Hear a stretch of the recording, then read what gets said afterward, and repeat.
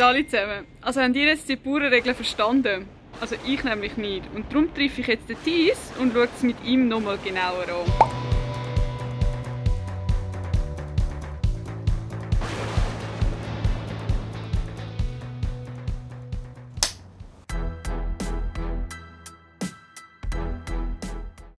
Ich schaue jetzt mit den Bauernregeln an. Steigt Nebel empor, steht Regen bevor.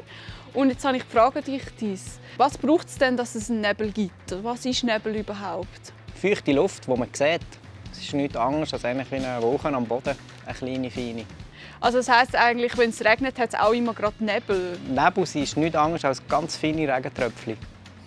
Und je nach Grösse von diesen Tröpfchen sagt man im Nebel oder eben Regen oder ja, wenn es gefroren ist, ist es Schnee und Hagel. Okay. So, aber das ist alles zusammen, wenn es feucht ist in der Luft, dann hat es meistens Nebel. Aus wissenschaftlicher Sicht ist die Regel so, stimmt die so oder eher nicht?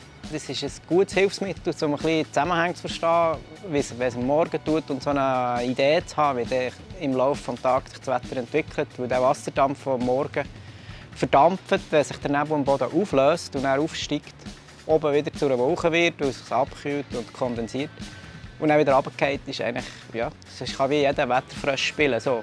Und okay. seine eigene also wenn es am Morgen Nebel hat, dann kann man eigentlich sagen, dass es im Verlauf des Nachmittags mal ein bisschen regnet. Ja, ist genau so, aber ich würde nicht das ganze Vermögen darauf wetten, ob es dann wirklich kommt.